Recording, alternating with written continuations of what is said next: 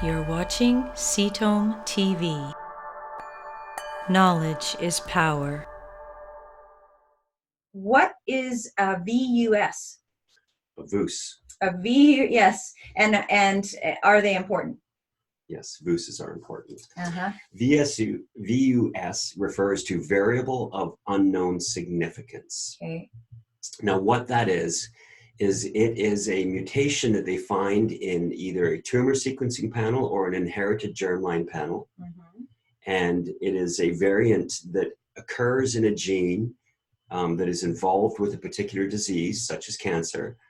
But there is no data to show that it's associated, that mutation causes that gene to become cancerous or not. Mm. So it is quite important to look at that. Right. So it doesn't mean that it's not having an effect, but they don't yet have the data to say it's causative. Exactly. Okay. So what we do is we do an extensive in silico analysis, and we use a lot of tools and conservation. What's in silico? In silico refers to computer, silicon chips. All right. So we use a bunch of computer programs that basically look at conservation of a particular position in the base pair as it applies to different species. So when you look at a gene across a bunch of different species and you look at that base pair and you see, for example, in all mammals or all primates, for example, you see that base pair is the same in monkeys and rodents and so on, then you know that a change in that position is not tolerated. So if this person has this VUS at that position, chances are it is pathogenic. And then we also look at the modeling of the actual protein structure that occurs from that, and there's many tools for that.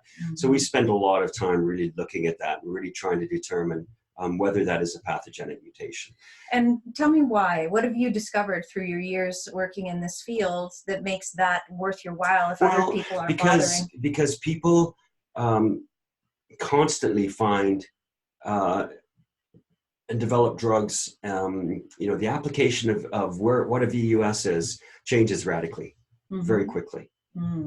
So we can look at something that's a VUS today, then 6 months from now, it may have, we may find out that an old drug that we have is perfect against that VUS. Or maybe it creates a desensitivity to a certain treatment, and we know to avoid that treatment from this person.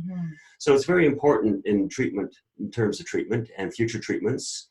And then also, one thing that we see quite a bit in, and I won't mention the panels that we find it in, but we have found it in a few different famous panels that are used, is we see mutations in tumor suppressor genes that are what we call nonsense mutations. They create a stop codon early on in the gene, and that basically means that gene is non-functional now, due to a sense, due to a process called nonsense mediated decay.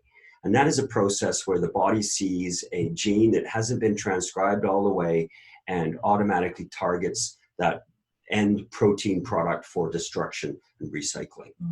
So all of a sudden, there's this VUS, it's actually a stop codon, and it's put in the VUS section, but really it creates a nonsense mutation, and that means that protein is not functional, and therefore, in the case of BRCA1 or BRCA2, that patient could be eligible for PARP inhibitors. But because their mutation was referred to as a VUS, they're missing out on a perfect treatment opportunity. So once again, you need to have your tumor DNA sequencing brought to a company like us that is going to go through it in much greater detail than your doctor will. Thank you for watching Cetome TV. Subscribe below and stay informed.